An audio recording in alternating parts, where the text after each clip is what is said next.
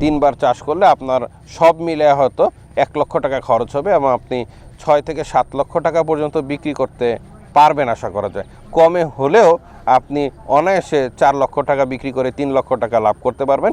এখানে প্রায় সব চাষি কিন্তু আপনার 1 বিঘা জমি থেকে 1 বছরে 3 থেকে 4 লক্ষ টাকা লাভ করে থাকেন।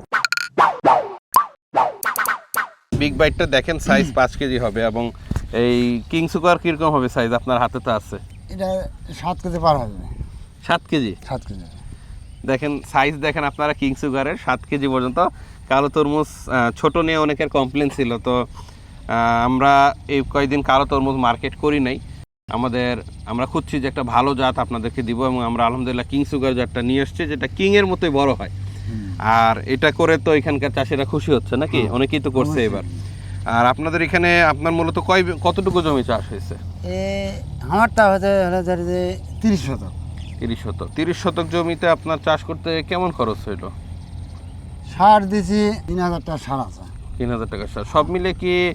সব মিলে ধান আনা সব কিছু মিলে 30-35 হাজার টাকা খরচ হবে। 30-35 হাজার টাকা খরচ, মানে শতক প্রতি আসলে মোটামুটি 1100 টাকার মতো খরচ হয়েছে আপনার, বীজ টিজ সব কিছু সহ। হ্যাঁ, সব কিরকম দাম দিচ্ছে আপনাকে? এই 2050 টাকা দাম হয়েছে। 51 টাকা কেজি। 51 টাকা করে উনি কেজি পাচ্ছেন। এবং ফলন কেমন হবে 30 শতকে আপনার ধারণা? ফলন হবে কমে 100 পার। গাছ আছে কিরকম 30 শতকে আপনাদের? গাছ আছে 1700-র মতো গাছ আছে।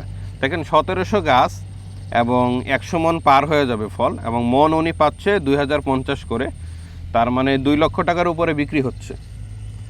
আর খরচ আছে আপনাদেরকে তো বললামই 35,000 টাকা খরচ, তাহলে লাভ কত টাকা হয় আপনারা হিসাব করেন। 3বার চাষ করলে আপনার সব মিলে হয়তো 1 লক্ষ টাকা খরচ হবে এবং আপনি 6 থেকে 7 লক্ষ টাকা পর্যন্ত বিক্রি করতে পারবেন আশা করা যায়। কমে হলেও আপনি অনায়াসে 4 লক্ষ টাকা বিক্রি করে 3 লক্ষ টাকা লাভ করতে পারবেন।